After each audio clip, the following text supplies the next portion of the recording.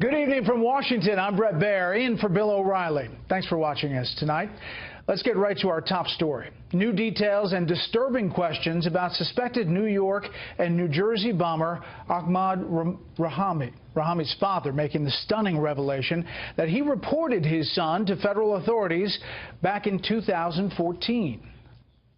2 years ago, I called the FBI. My son is doing very bad, okay? But they checked it almost 2 months. Investigation is still going on, guys. He's okay. We don't know yet. What's that? He's not terrorist. I said, okay. Now he say he's a terrorist. I said, okay. He's doing bad. He's doing bad? Where did he do bad? He stopped my son.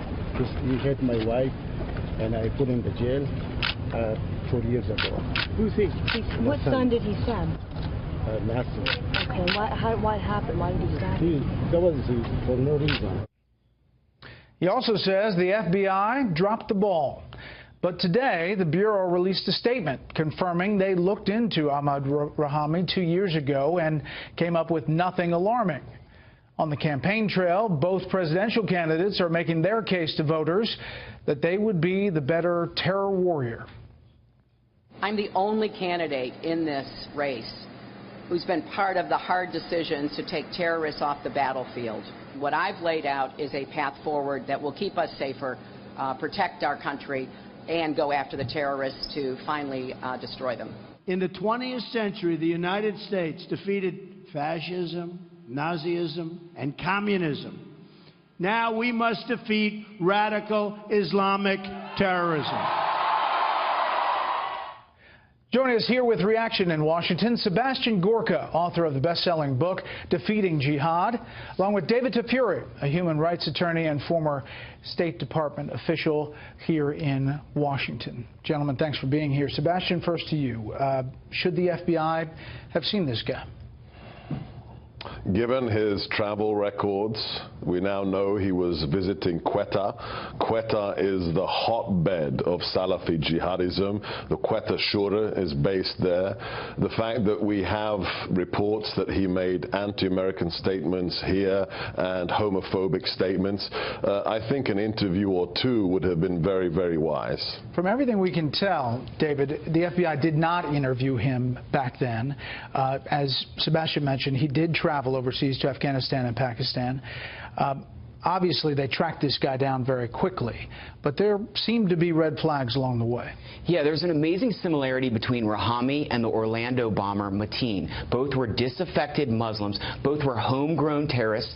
Both came on the radar screen for the FBI. The FBI investigated both, but apparently the FBI concluded after investigating both that they did not think either of them were a threat to the U.S.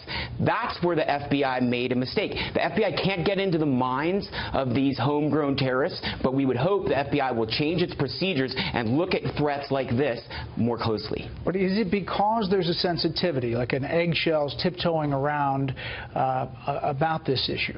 There are several possible explanations why balls are being dropped in terms of national security.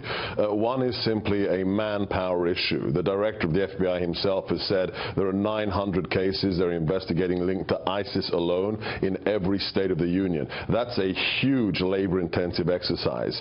Secondly, we have seen that there are certain sensitivities, a certain political matrix being forced upon our operators or investigators, which isn't really often from the FBI. If you dig deeper in these cases where something was spotted and people are pushed back from the investigation, you saw this with Nidal Hasan, the Fort Hood shooter, the nexus of the political correctness that is pushed down is usually from the Department of Justice itself and from the Civil Rights Division. So it could be a case of somebody getting into the FBI's protocols and saying, no, we're not going to focus on this right now. What about the political fallout here? This comes, we should point out that we believe that he came as a child at some point from Afghanistan, but it also comes in this back and forth about what to do about refugees.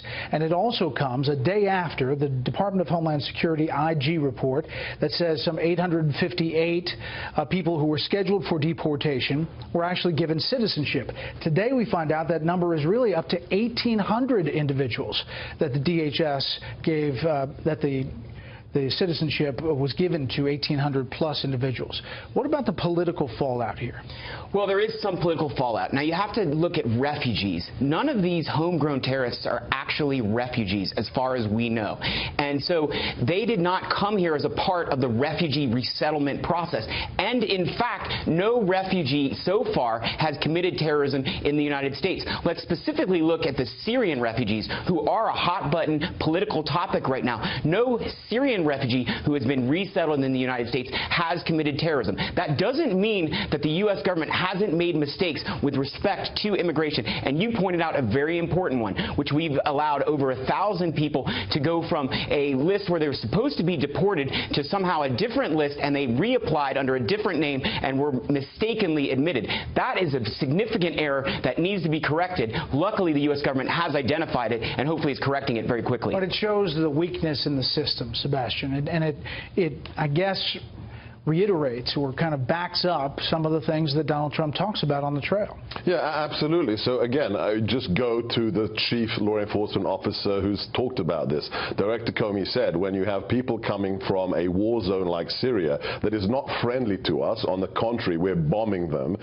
there is no way to vet individuals from Syria because there's no database to vet them against. The Syrians aren't going to give us the data. So what's the other alternative?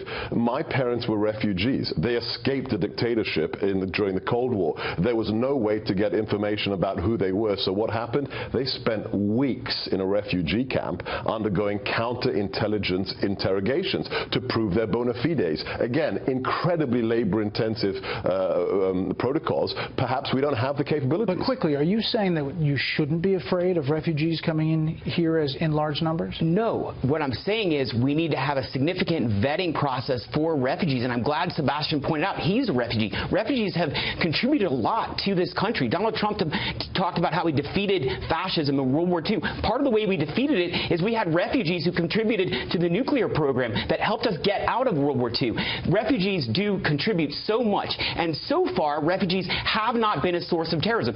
That doesn't mean we shouldn't continue to vet them significantly, but the refugee resettlement program has a significant vetting process. It takes 18 to 24 months to come here as a refugee. There are multiple interviews, there are background checks, and so far it has worked. Politically, it seems like it's a hot-button issue in this election. Sebastian, David, thank you very much. Fair and balanced argument there.